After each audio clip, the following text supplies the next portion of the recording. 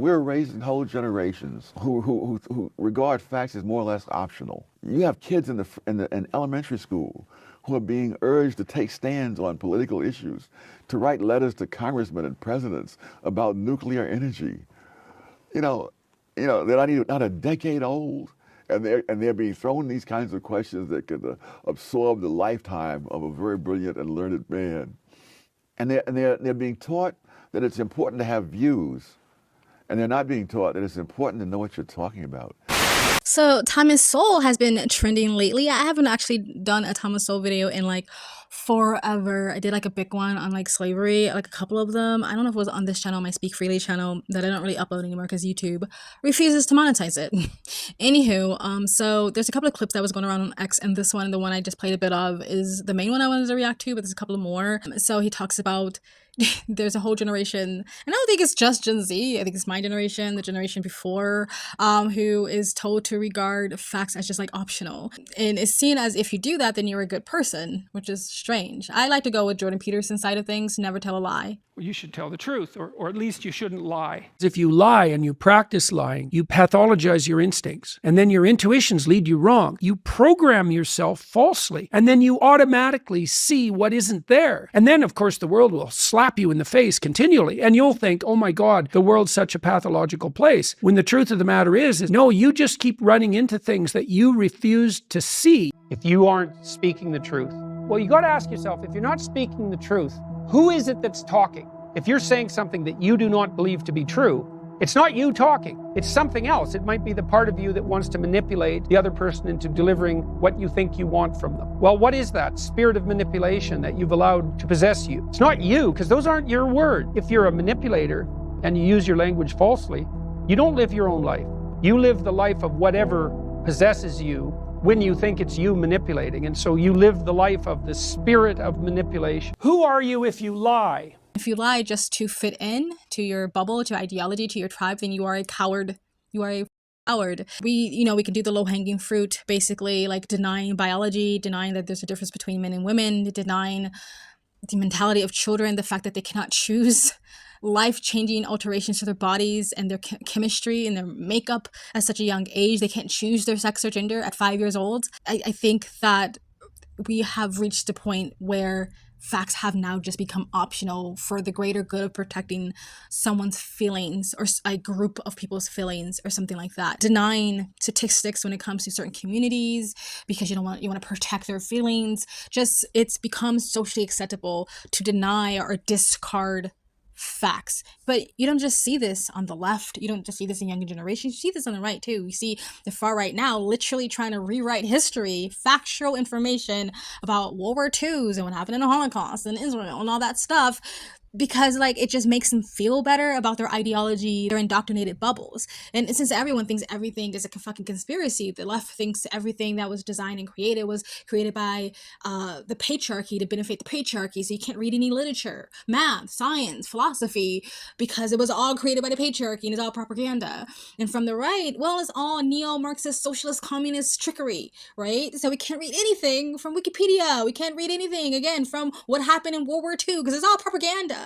There's such a mistrust even to trust what's in front of your eyes. And sometimes I understand when you have Google showing, depending on where you are in the world and depending on your search engine, showing you different search results when you're searching the same exact thing from different ends of the world or different ends of the political spectrum. So I kind of understand why people don't trust what they see, when they do their research, what they see as facts, what they see as data, statistics, when they read authors' books, when they listen to people that says that they are professionals or that they are doctors, scientists, engineers, because we all think everyone's bought and sold. But sometimes facts are just facts, and you can't just choose to deny them just because it makes you feel better or you think it's going to make someone else feel better. And I think that's a really sad place we are right now in today's time in America or in the West. We're raising whole generations who regard facts as more or less optional. You have kids in elementary school who are being urged to take stands on political issues, to write letters to congressmen and presidents about nuclear energy. They're not a decade old, and they're being thrown these kinds of questions that could absorb the lifetime of a very brilliant and learned man.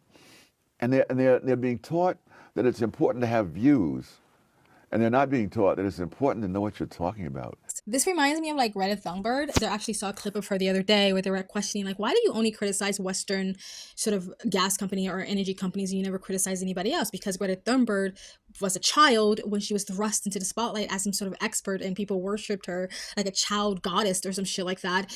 And now it's not, I know it's my ideology, it's my tribe, and I just have to stick to the talking points of my tribe and my ideology. The facts or what's real or what's true doesn't matter.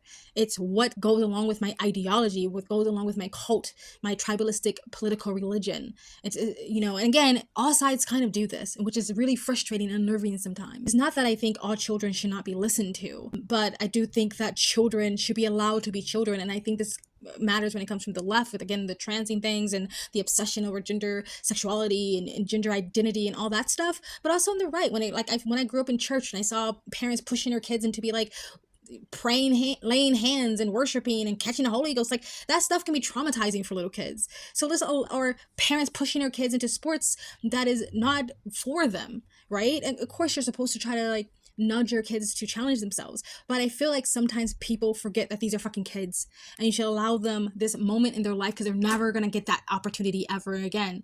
So they're pushing kids to have political ideas and statements and beliefs when their brain isn't even finished developed. And yes, you should try to push them to be aware of politics, but they don't need to have a belief right now or have a stance at the moment. And when I say believe, that's the thing. It's not I know as I believe. I believe this to be true. But there's a difference between I believe and I know. And when you're telling a 5-year-old that this is right and this is wrong, and they just go, okay, that's not knowing, that's believing. Again, it's more like a faith or a religion or a cult. They're being taught that it's important to have views, and they're not being taught that it's important to know what you're talking about. It's important to hear the opposite viewpoint, and more important, to learn how to distinguish why viewpoint A and viewpoint B are different and which one has the most evidence or logic behind it. They disregard that. They hear something and they hear some rhetoric and they run with it. But again, they tell you not to listen to another political or cultural, spiritual, religious viewpoint. We can go on the topic at hand. But the reason why people tell you to shield yourself because it's like a cult. If you get outside information, then you might be awakened or red-pilled, and you might leave the cult and they need as many cult members as they possibly can get. And again, I would keep saying this is not just on the left. This is also on the right. I remember when I used to go to church, I was always told not to have friends outside of my religion, not to have friends with atheists, because it would take me away from God. It would make me lose my faith. And I always thought that was really strange. It's like if your faith is that weak, just hearing an opposing view on things will make you lose your faith, then your faith wasn't strong in the first place, and that's a you problem. So I do think that this is universal, shielding your children and shielding your community from outside ideas, and this is very, very common in religious communities as well. That's why people live amongst their religious communities, because they want to shield their kids from outside forces. And I understand that. I get why parents want to do that. But when it comes to university, when it comes to the education system, institutions, I think it's highly dangerous and inappropriate to tell students that they're not supposed to listen to outside information, because the education system is supposed to be where you're supposed to do those things. You're supposed to learn how to critically think about the things that you're listening to, not cover your ears and go la la la la la la, I can't hear you, or scream like a banshee like some of these woke students do. It's very, very easy to tell when someone doesn't have a high intellect when they're not able to use their words to articulate a point, and they just scream and make noises instead. And that really directly points to the failing of our education system and institutions in the United States and in the West. Slavery is a very big subject. I have in my home an entire bookcase of nothing things but books about slavery in various parts of the world and various times of history. And the sad fact is that slavery has been a universal institution for thousands of years, as far back as you can trace human history. And what we're looking at is if slavery is something that happened to one race of people in one country, when in fact the spread of it was around the world. In 1776, which is when Adam Smith published The Wealth of Nations, as well as when the United States got started, he said that Western Europe is the only place in the world where there is no slavery. And even the Western Europeans had vast numbers of slaves in the Western Hemisphere. Yes. but not in Western Europe itself. Of course, I agree with Thomas Sowell when he talks about how slavery was universal. It was global.